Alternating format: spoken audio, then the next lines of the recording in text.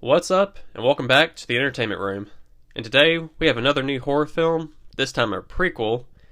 I'm reviewing Pet Sematary Bloodlines, released on Paramount+. This is a prequel to Stephen King's classic novel and film Pet Sematary. This installment, though, was not a novel, just an origin story to the character Judd, the elderly neighbor to the Creeds in the novel.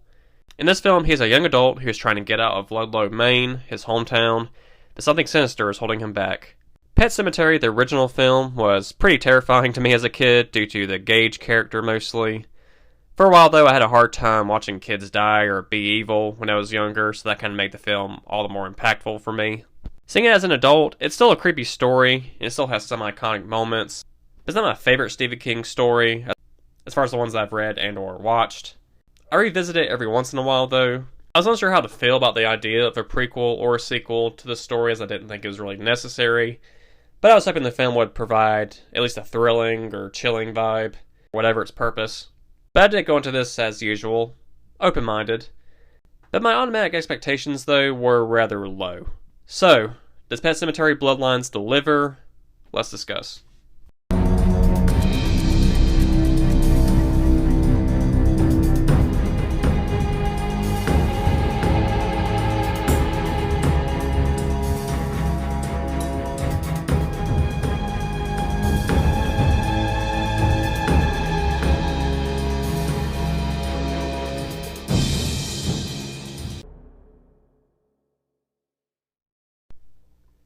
I figured I'd review another new film, since I haven't done that super often so far. But I'm unsure how excited I would have been to watch this otherwise. Aside from Judd, the story follows his childhood friends, Manny and Timmy, whom he has a strained relationship with, to say the least, and his girlfriend Norma, his father Dan, and Timmy's father Bill. After a strange encounter with Timmy and his dog, Judd slowly uncovers more and more about the town's past and why it's so important to the people, particularly his father, that he leaves as soon as he can. And again, with the original Pet Sematary, I still like it overall, but it's not one of my favorite Stephen King stories anyway. So don't get me wrong, it's a classic. I'm just not quite as invested in the story as much as several other of his projects. But overall, I had mixed emotions about a sequel coming out, or in this case a prequel. After I heard about it, I was leaning more towards it not turning out so well. The main fear that I had was that I wasn't really sure what the purpose of another Pet Sematary would be.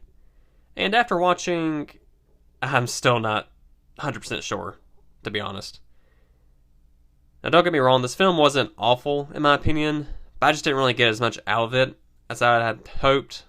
I can't really pinpoint why this film just doesn't work as a whole, but to me it just doesn't. There's just really nothing captivating about this installment. It all just feels hollow and empty by the end of it. The characters are just fine, but I never really felt much for them, despite them being, respectable characters, decent characters, okay acting. There's some more story and history about Ludlow and the cemetery in the woods, but I didn't really feel like there was much more to offer, or nothing really felt that necessary. The people or animals who die and come back from the cemetery are a little creepy at times. But despite their efforts to create tension, it just doesn't really land. There's a scene with a character wading through water while one of the antagonists is just calmly sitting at the bottom and staring from under the surface.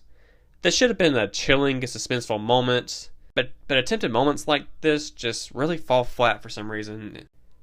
The film does have a nice fall-ish small town vibe that was kind of cozy for me for this time of year, and the setting as a whole works pretty great, honestly. It's one of the few decent things I can say. The woods, the church, the different homes. There's nothing really wrong with any of the set designs. There are maybe one or two jump scares that are handled okay, but nothing that really puts me on edge like I was hoping for. The resurrected people have their eerie moments and mannerisms, but nothing really new was offered. Nothing really new was written or performed to add to the terror. Nothing as creepy as Gage in the original, or even the child actor in the remake.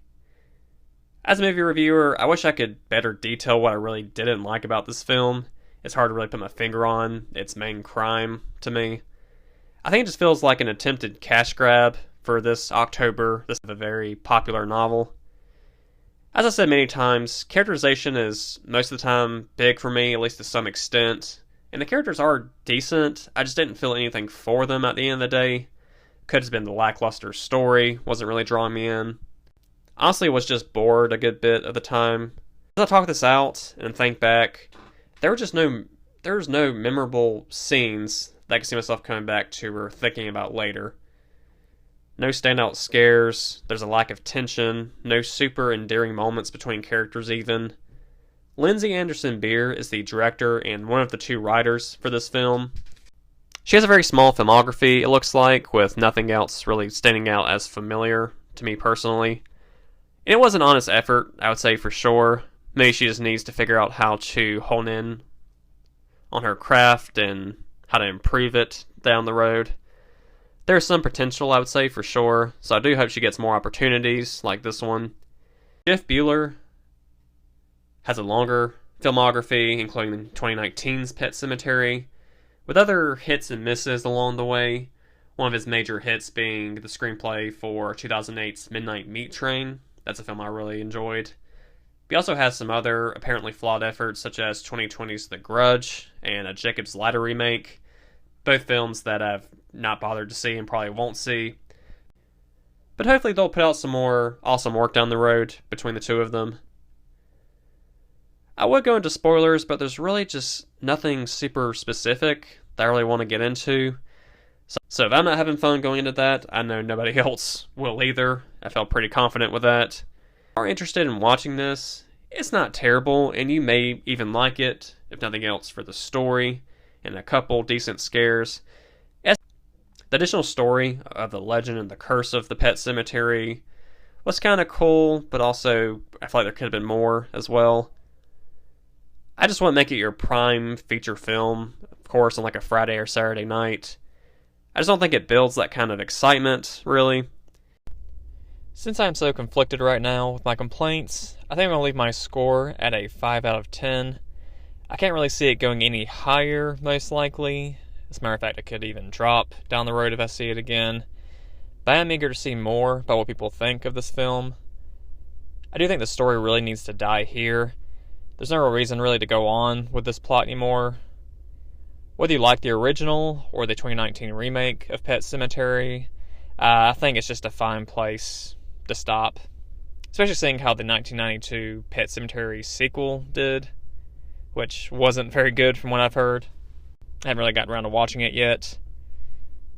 Because, as the saying goes, sometimes dead is better. Thanks so much for listening again, guys, and I'll see you next time on The Entertainment Room.